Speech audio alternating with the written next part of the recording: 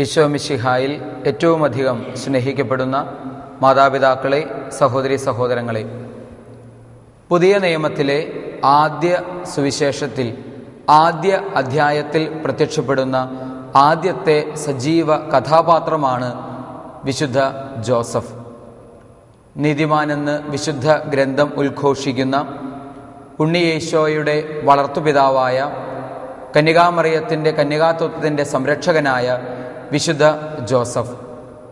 പ്രിയമുള്ളവരെ, പുതിയ നിയമ ആധ്യാത്മികത യേശുവിൻ്റെ ജനനത്തിന് മുൻപ് തന്നെ സ്വന്തം ജീവിതത്തിൽ പകർത്തിയ ജോസഫിൻ്റെ കഥയോടെ ആരംഭിക്കുന്നത് കൊണ്ടാകാം ഒരുപക്ഷെ കാനോനിക ക്രമത്തിൽ മത്തായി ശ്ലീഹായുടെ സുവിശേഷം ആരംഭത്തിൽ തന്നെ ഇടം പിടിക്കുന്നതായി നമുക്ക് കാണാൻ സാധിക്കുക.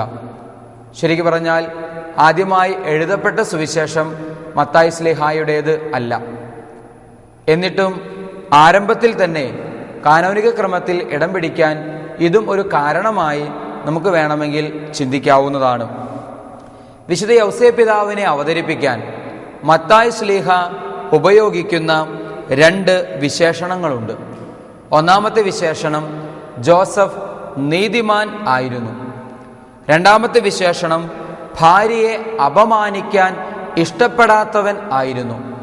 ഈ രണ്ട് വിശേഷണങ്ങളാണ് ഔസേപ്പിതാവിനായി ജോസഫിനായി മത്തായി ശ്ലീഹ നീക്കിവെച്ച രണ്ട് വിശേഷണങ്ങൾ.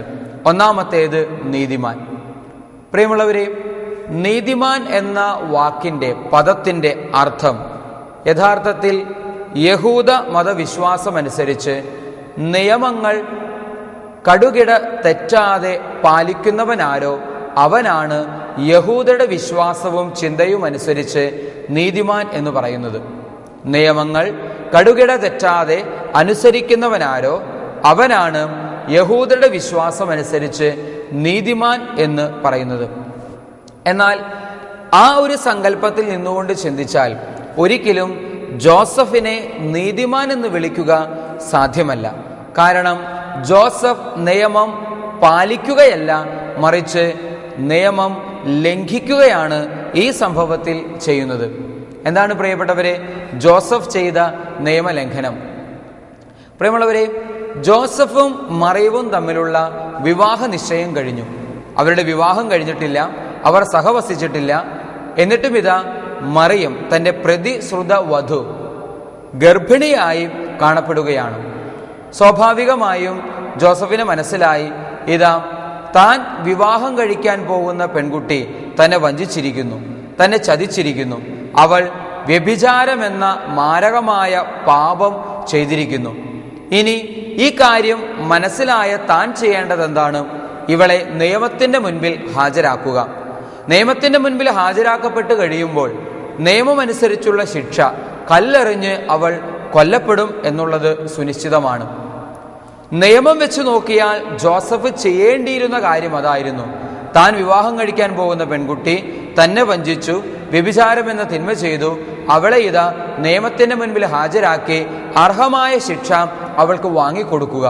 ഇതായിരുന്നു നിയമമനുസരിച്ച് നോക്കിയാൽ ജോസഫ് ചെയ്യേണ്ടിയിരുന്നത്. എന്നാൽ ആ നിയമം അനുസരിക്കാനല്ല ജോസഫ് തയ്യാറായത്. യഹൂദ ചിന്താഗതി അനുസരിച്ച് നിയമം കൃത്യമായി പാലിച്ചാൽ മാത്രമേ ഒരു വ്യക്തിയെ നീതിമാൻ എന്ന് വിളിക്കുക സാധ്യമാവുകയുള്ളൂ. എന്നാൽ ഈ നിയമം തെറ്റിച്ചുകൊണ്ട് മറിയത്തെ രഹസ്യത്തിൽ ആരുമറിയാതെ ഉപേക്ഷിക്കാൻ തയ്യാറാകുന്ന ജോസഫിനെ നോക്കി വിശുദ്ധ ഗ്രന്ഥകർത്താവ് വിളിക്കുന്നു നീതിമാൻ എന്ന്. നിയമം ലംഘിച്ചിട്ടും ഇതാ ഒരാൾ നീതിമാനായി മാറുന്നു. അങ്ങനെയാണെങ്കിൽ പ്രിയപ്പെട്ടവരെ, എന്താണ് യഥാർത്ഥത്തിൽ നീതി എന്ന് പറയുന്നത്? സുവിശേഷങ്ങളിലുടനീളം നോക്കുക. സുവിശേഷത്തിന്റെ നീതി എന്ന് പറയുന്നത് സ്നേഹത്തിലും കരുണയിലും അടിസ്ഥാനമിട്ട ഒരു നീതിയാണ്. ശരിക്കു പറഞ്ഞാൽ നീതിയുടെ നിർവചനം ഒരു വ്യക്തിക്ക് അർഹമായതെന്തോ അത് നൽകലാണ് നീതി. ഒരു വ്യക്തിക്ക് അർഹമായതെന്തോ അത് നൽകലാണ് നീതി. ഇനി അർഹതയില്ലാത്തത് നൽകുന്നതിനെ നമ്മൾ കരുണ എന്നാണ് വിശേഷിപ്പിക്കുക. അർഹതയില്ലാത്തത് നൽകുന്നതിനെ നമ്മൾ കരുണ എന്നാണ് വിശേഷിപ്പിക്കുക. സുവിശേഷത്തിലെ നീതിയെ ജോസഫ് നമ്മുടെ മുൻപിൽ അവതരിപ്പിക്കുന്ന നീതി അർഹതയില്ലാത്ത ഒരു കാര്യം, മറ്റൊരു വാക്കിൽ പറഞ്ഞാൽ കരുണ, സ്നേഹം, അത് നൽകാൻ തയ്യാറാകുമ്പോൾ ജോസഫിനെ നീതിമാൻ എന്ന വിശേഷണത്തിലൂടെയാണ് തിരുവചനം നമ്മുടെ മുൻപിൽ അവതരിപ്പിക്കുക. നമുക്കൊരു കുഞ്ഞു ഉദാഹരണത്തിലൂടെ ഇതൊന്ന് മനസ്സിലാക്കാനായിട്ട് ശ്രമിക്കാം. നമ്മുടെ വീട്ടിലോ ഓഫീസിലോ അതല്ലെങ്കിൽ നമ്മുടെ ഏതെങ്കിലും ഒരു സ്ഥാപനത്തിലോ ജോലി ചെയ്യാൻ വേണ്ടി ഒരു മനുഷ്യൻ കടന്നു വരുന്നു. രാവിലെ മുതൽ വൈകുന്നേരം വരെ അദ്ദേഹം ജോലി ചെയ്യുന്നു. അദ്ദേഹത്തിന് അർഹമായ കൂലി ഒരു ദിവസം 800 രൂപയാണെന്ന് കരുതുക. ഇതാ, പ്രഭാതം മുതൽ പ്രദോഷം വരെ ഈ വ്യക്തി ജോലി ചെയ്തു. ആ സമയം അത്രയും, രാവിലെ ഒരു 9 മണിക്കോ 10 മണിക്കോ ആരംഭിച്ച ജോലി വൈകുന്നേരം ഒരു 4 മണിക്കോ 5 മണിക്കോ അവസാനിപ്പിക്കുന്നു. ആ സമയം കൊണ്ട് അദ്ദേഹം ചെയ്തു തീർക്കുന്ന ജോലി, നമ്മൾ പ്രതീക്ഷിച്ചിടത്തോളം ജോലി അദ്ദേഹം ചെയ്തു. ഒരു ദിവസത്തെ ജോലി മുഴുവൻ അല്ലെങ്കിൽ അധ്വാനം മുഴുവൻ അദ്ദേഹം നിർവഹിച്ചു. അദ്ദേഹത്തിന് നാട്ടുനടപ്പനുസരിച്ചുള്ള കൂലി ഉദാഹരണത്തിനൊരു 800 രൂപയാണെന്ന് കരുതുക. 800 രൂപ നമ്മൾ നൽകുന്നു. പ്രിയപ്പെട്ടവരെ, ഇത് സ്വാഭാവികമായും നീതിയാണ്. അദ്ദേഹം ഇതാ ജോലി ചെയ്തു, അദ്ദേഹത്തിന് അർഹതയുള്ള കൂലി നമ്മൾ കൊടുത്തു. ഇതിനെ നമ്മൾ നീതി എന്ന് വിശേഷിപ്പിക്കും. ഇനി മറ്റൊരു വ്യക്തി പിറ്റേ ദിവസം ജോലിക്ക് വരുന്നു. ഈ വ്യക്തിക്ക് ഒരു കൈ തളർന്നതാണ് എന്ന് കരുതുക. കൈ തളർന്ന ഈ മനുഷ്യൻ ജോലിക്കായി വന്നു. പ്രഭാതത്തിൽ 9 മണിക്ക് ജോലി ആരംഭിച്ചു. വൈകുന്നേരം 4-നോ 5-നോ അദ്ദേഹം ജോലി അവസാനിപ്പിച്ചു. സ്വാഭാവികമായി നമുക്കറിയാം, ഒരു കൈ തളർന്ന വ്യക്തിക്ക് 2 കൈ ഉള്ള ഒരു വ്യക്തി ചെയ്യുന്ന അത്രത്തോളം കഠിനമായി അധ്വാനിക്കാനോ അല്ലെങ്കിൽ കഠിനമായി അധ്വാനിച്ചാൽ തന്നെ അത്രത്തോളം റിസൾട്ട് ഉണ്ടാക്കുവാൻ അദ്ദേഹത്തിന് ഒരിക്കലും സാധ്യമല്ല. കാരണം അദ്ദേഹത്തിൻ്റെ ഒരു കൈ തളർന്നിരിക്കുകയാണ്. വൈകുന്നേരമായപ്പോൾ നമുക്ക് മനസ്സിലായി, ഈ മനുഷ്യൻ ശരിക്കു പറഞ്ഞാൽ പകുതി ജോലി പോലും ചെയ്തിട്ടില്ല. കാരണം പകുതി ജോലി ചെയ്യാനേ സാധിക്കുകയുള്ളൂ. 2 കൈയുമുള്ള ആരോഗ്യമുള്ള ഒരു മനുഷ്യൻ ചെയ്യുന്ന ജോലി അത്രത്തോളം ചെയ്യുക സാധ്യമല്ല, പകുതി പോലും ചെയ്യുക സാധ്യമല്ല. കുറച്ചെന്തൊക്കെയോ ജോലി അദ്ദേഹം ചെയ്തു വെച്ചിരിക്കുന്നു. പ്രിയപ്പെട്ടവരെ, അദ്ദേഹത്തിന് തീർച്ചയായും 800 രൂപ കൊടുക്കേണ്ട കാര്യമില്ല. കാരണം പകുതി ജോലിയെ ചെയ്തിട്ടുള്ളൂ, പകുതി പോലും ചെയ്തിട്ടില്ല. വേണമെങ്കിൽ ന്യായം വെച്ച് നോക്കിയാൽ അല്ലെങ്കിൽ നീതി വെച്ച് നോക്കിയാൽ ഒരു 400 രൂപയെ അദ്ദേഹത്തിന് അവകാശമുള്ളൂ, 400 രൂപയെ കൊടുക്കേണ്ട കാര്യമുള്ളൂ. കാരണം അദ്ദേഹം അതിനുള്ള ജോലിയെ ചെയ്തിട്ടുള്ളൂ. എങ്കിലും പ്രിയപ്പെട്ടവരെ, ന്യായം വെച്ച് നോക്കിയാൽ 400 രൂപയ്ക്കുള്ള ജോലിയെ അദ്ദേഹം എടുത്തിട്ടുള്ളൂ എങ്കിൽ പോലും അദ്ദേഹം കുടുംബമായി ജീവിക്കുന്ന ഒരു വ്യക്തിക്ക് കുടുംബമായി ജീവിക്കാൻ ആ ദിവസം അദ്ദേഹത്തിന് 800 രൂപയെങ്കിലും ഉണ്ടെങ്കിലേ സാധിക്കുകയുള്ളൂ എങ്കിൽ തീർച്ചയായും അദ്ദേഹത്തിന് അർഹമായത് 400 ആണെങ്കിലും 800 രൂപ കൊടുക്കാൻ നമ്മൾ തയ്യാറാകുമ്പോൾ അവിടെയാണ് സുവിശേഷത്തിൽ അടിസ്ഥാനമിട്ട യഥാർത്ഥ നീതി സങ്കല്പം പൂർത്തീകരിക്കപ്പെടുക. നമ്മൾ നോക്കുമ്പോൾ ന്യായമനുസരിച്ച് അദ്ദേഹം പകുതി ജോലിയെ ചെയ്തിട്ടുള്ളൂ, അത് ചെയ്യാൻ അദ്ദേഹത്തിന് സാധിക്കുകയുള്ളൂ. ആ കാരണത്താൽ നമ്മളിതാ പകുതി കൂലി കൊടുക്കുന്നു. എന്നാൽ പകുതി കൂലി കൊണ്ട് ആ ദിവസം ജീവിക്കാൻ അദ്ദേഹത്തിനും കുടുംബമായി ജീവിക്കാൻ അദ്ദേഹത്തിന് സാധ്യമല്ലെങ്കിൽ, അദ്ദേഹത്തിന് അർഹതയില്ലെങ്കിലും നമ്മൾ കൂടുതൽ കൊടുക്കാൻ തയ്യാറാകുമ്പോൾ അവിടെ തീർച്ചയായും ഇതാ പ്രിയപ്പെട്ടവരെ, സുവിശേഷത്തിന്റെ നീതി സാർത്ഥകമാവുകയാണ്. ഇനി അതും കൂടാതെ കൂടുതൽ കൊടുക്കാൻ നമ്മൾ തയ്യാറായാൽ, ആരോഗ്യമുള്ള 2 കൈകളുമുള്ള ഒരു വ്യക്തി മുഴുവൻ സമയവും ജോലി ചെയ്യുമ്പോൾ 800 രൂപയാണ് ഒരു ദിവസത്തെ കൂലിയെങ്കിൽ അതിനപ്പുറത്ത് 1000 രൂപ വെറും പകുതി ജോലി പോലും ചെയ്യാത്ത വ്യക്തിക്ക് കൊടുക്കാൻ നമ്മൾ തയ്യാറായാൽ അവിടെ യഥാർത്ഥത്തിൽ സുവിശേഷത്തിന്റെ കരുണ, സുവിശേഷം നമ്മുടെ മുൻപിൽ അവതരിപ്പിക്കുന്ന പരസ്നേഹം പൂർത്തീകരിക്കപ്പെടുകയാണ്. ഈശോയിൽ സ്നേഹമുള്ളവരെ, ഇങ്ങനെയൊക്കെ പ്രായോഗികമാണോ എന്നൊരു ചിന്ത നമ്മുടെ മനസ്സിലേക്ക് ഒരുപക്ഷെ കടന്നു വന്നേക്കാം. ഇതൊക്കെ പ്രസംഗിക്കാൻ എളുപ്പമാണ്, കേട്ടിരിക്കാനും എളുപ്പമാണ്. പക്ഷെ അനുദിന ജീവിതത്തിൽ ഇതൊക്കെ പ്രായോഗികമാണോ? അങ്ങനെ നമ്മൾ ചെയ്തു കഴിഞ്ഞാൽ എല്ലാവരും പിന്നെ പകുതി ജോലിയല്ലേ എടുക്കുകയുള്ളൂ. ഇങ്ങനെയൊക്കെ നമ്മൾ സ്വാഭാവികമായിട്ടും ചിന്തിക്കാം. ശരിയാണ്, ആരോഗ്യമുള്ളൊരു വ്യക്തി ആരോഗ്യമുണ്ടായിട്ടും മടി കാരണം പകുതി ജോലിയെ ചെയ്യുന്നുള്ളൂ എങ്കിൽ അദ്ദേഹത്തിന്റെ മടിയാണ് യഥാർത്ഥ കാരണമെങ്കിൽ പകുതി കൂലി തന്നെ കൊടുത്താൽ മതി. നേരെ മറിച്ച് ശാരീരിക അവശതകൾ മൂലമാണ് ഒരു വ്യക്തിക്ക് പകുതി ജോലി ചെയ്യാൻ പറ്റുന്നത് എങ്കിൽ തീർച്ചയായും നമ്മളെ കൊണ്ട് സാധിക്കുമെങ്കിൽ പൂർണ്ണമായി കൂലി കൊടുത്താൽ ആ മനുഷ്യനോട് ഇതാ സുവിശേഷം പറയുന്ന നീതി, കാരുണ്യത്തിൽ അടിസ്ഥാനമിട്ട നീതി നമ്മൾ പ്രവർത്തിക്കുകയാണ് ചെയ്യുന്നത്. പ്രിയപ്പെട്ടവരെ, സുവിശേഷത്തിൽ ജോസഫ് നമ്മുടെ മുൻപിൽ അവതരിപ്പിക്കുന്ന നീതി എന്ന് പറയുന്നത് കാരുണ്യത്തിൽ അടിസ്ഥാനമിട്ട നീതിയാണ്. അർഹതയില്ലാഞ്ഞിട്ടും കൊടുക്കാൻ തയ്യാറാകുന്നു, അല്ലെങ്കിൽ നിയമം തെറ്റിച്ചും കരുണ കാണിക്കാൻ തയ്യാറാകുന്നു, നിയമം തെറ്റിച്ചും സ്നേഹം കാണിക്കാൻ തയ്യാറാകുന്നു, നിയമം തെറ്റിച്ചും അലിവും ആർദ്രതയും കാണിക്കാൻ തയ്യാറാകുന്നു. ആ മനുഷ്യനെ നോക്കി സുവിശേഷകൻ വിളിക്കുന്നു നീതിമാൻ എന്ന്. രണ്ടാമത്തെ വിശേഷണം, ഭാര്യയെ അപമാനിതയാക്കാൻ ഇഷ്ടപ്പെടാത്ത തിരുകുടുംബനാഥൻ. ഭാര്യയെ അപമാനിക്കാൻ ആഗ്രഹിക്കാത്ത വിശുദ്ധ ജോസഫ്. നമുക്കറിയാം, വിവാഹ ജീവിതത്തിന്റെ സ്വപ്നങ്ങളിൽ കരിനിഴൽ വീഴ്ത്തിക്കൊണ്ട് അശനിപാതം പോലെ ജോസഫിന്റെ ജീവിതത്തിലേക്ക് കടന്നു വരുന്ന വാർത്തയാണ് തന്റെ പ്രതിശ്രുത വധു ഇതാ ഗർഭിണിയാണ് എന്ന വാർത്ത. എന്തുമാത്രം ഏതൊരു സാധാരണ യുവാവിനെയും പോലെ, ഏതൊരു സാധാരണ വ്യക്തിയെയും പോലെ ജോസഫും തൻ്റെ വിവാഹ ജീവിതത്തെക്കുറിച്ച്, കുടുംബജീവിതത്തെക്കുറിച്ച് മനസ്സിൽ സ്വപ്നങ്ങൾ, പ്രതീക്ഷകൾ, ആഗ്രഹങ്ങളൊക്കെ ഉള്ള ഒരു സാധാരണ വ്യക്തി തന്നെയാണ്. ഇതാ ആ സ്വപ്നങ്ങൾ മുഴുവനും തകർക്കപ്പെടുകയാണ്, ആ സ്വപ്നങ്ങൾ മുഴുവനും തച്ചു തകർക്കപ്പെടുകയാണ്, നശിപ്പിക്കപ്പെടുകയാണ്. തൻ്റെ ജീവിതത്തിലേക്ക് കടന്നു വരേണ്ട പെൺകുട്ടി ഇതാ ഗർഭിണിയാണ് എന്ന വിവരം അറിയുന്നു. തീർച്ചയായും തൻ്റെ സ്വപ്നങ്ങൾ തകർത്ത ഈ പെൺകുട്ടിയോട് പ്രതികാരം ചെയ്യാൻ ഒന്നാന്തരം അവസരം ജോസഫിനുണ്ട്.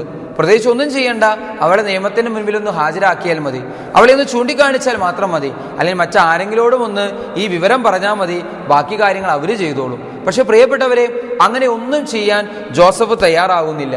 തൻ്റെ ജീവിതത്തിൽ സഹനം സമ്മാനിച്ച, തൻ്റെ ജീവിതത്തിൽ ദുഃഖം സമ്മാനിച്ച, തൻ്റെ സ്വപ്നങ്ങളൊക്കെ പിച്ചു ചീന്തി നശിപ്പിച്ചു കളഞ്ഞ ഒരു പെൺകുട്ടിയോട് ഇതാ നിരുപാധികമായി ക്ഷമിക്കാനും അവളെ യാതൊരു തരത്തിലും ഉപദ്രവിക്കാതെ, ആരുമറിയാതെ രഹസ്യത്തിൽ ഉപേക്ഷിക്കാനും ജോസഫ് തയ്യാറാവുകയാണ്.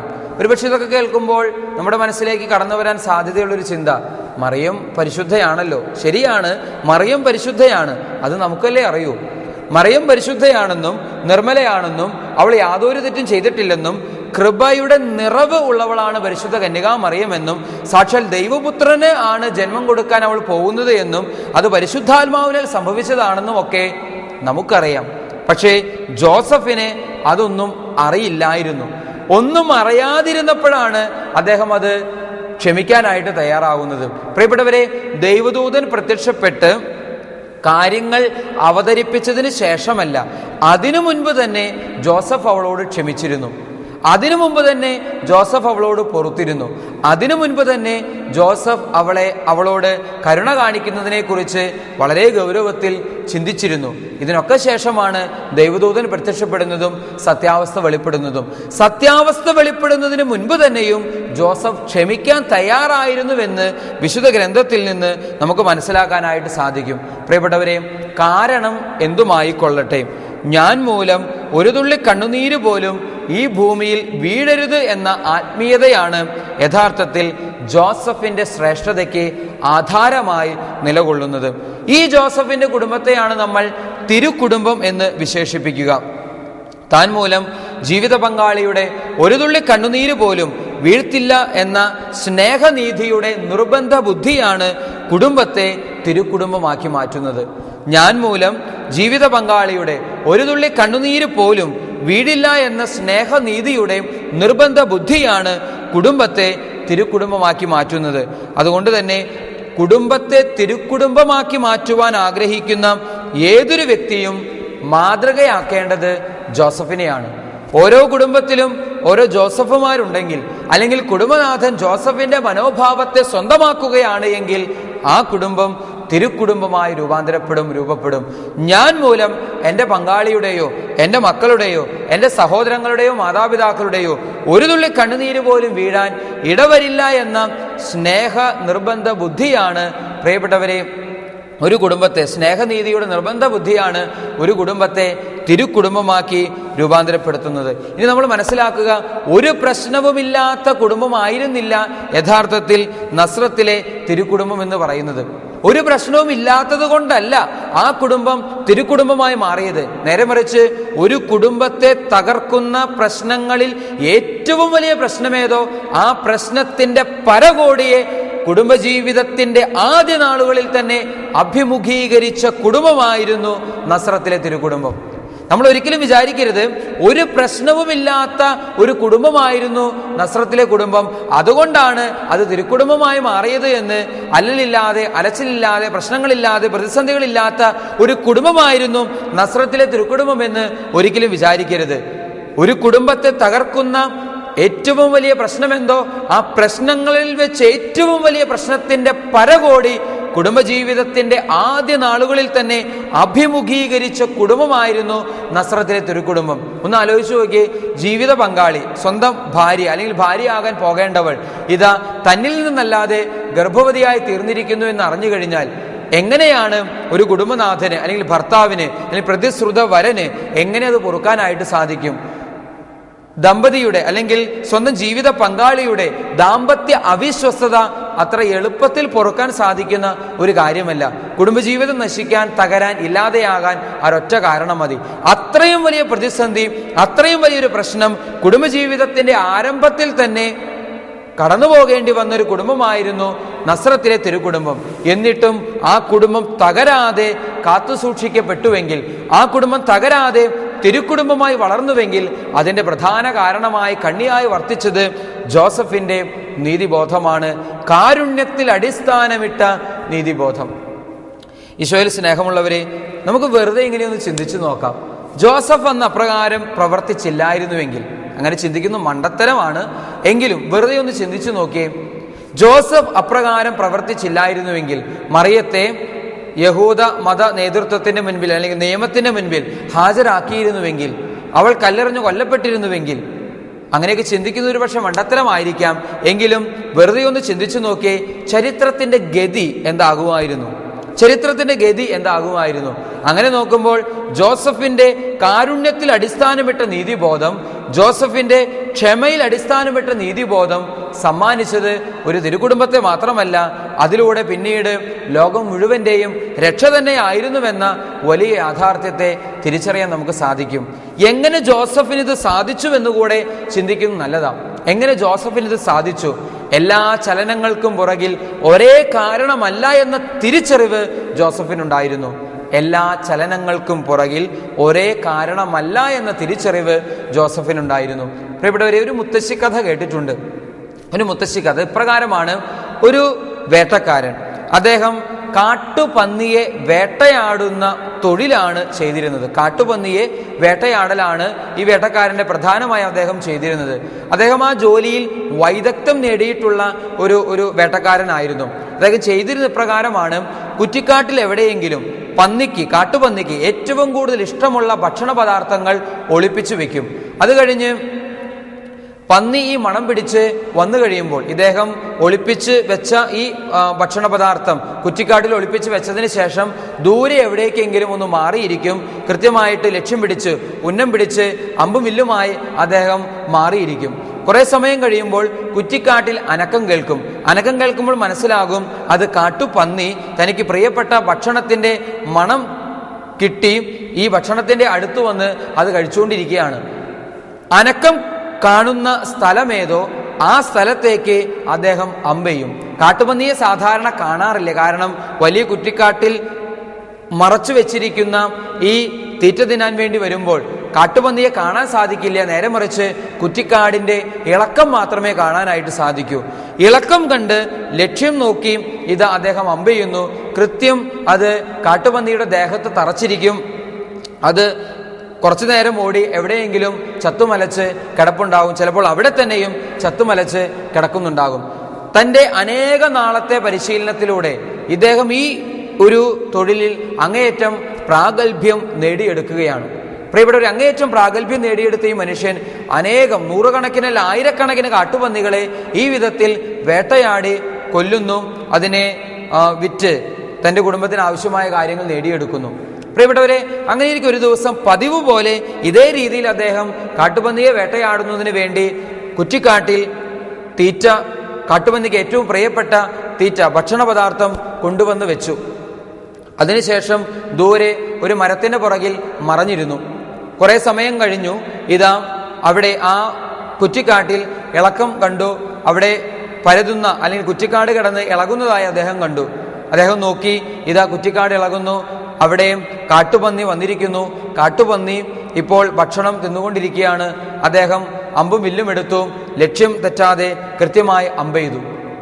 ചത്തുമലച്ചു കിടക്കുന്ന കാട്ടുപന്നിയെ കാണുന്നതിന് അല്ലെങ്കിൽ എടുക്കുന്നതിന് വേണ്ടി അദ്ദേഹം ആ കുറ്റിക്കാടിന്റെ അടുത്തേക്ക് ഓടി ചെല്ലുകയാണ്. അവിടെ ചെന്ന് കുറ്റിക്കാട് വകഞ്ഞു മാറ്റി നോക്കിയപ്പോൾ കാണുന്ന കാഴ്ച, അമ്പേറ്റത് കാട്ടുപന്നിക്കായിരുന്നില്ല, നേരെ മറിച്ച് അദ്ദേഹത്തിന്റെ തന്നെ മകന്റെ നെഞ്ചിലാണ് ഈ അമ്പ് വന്ന് തറച്ചത്.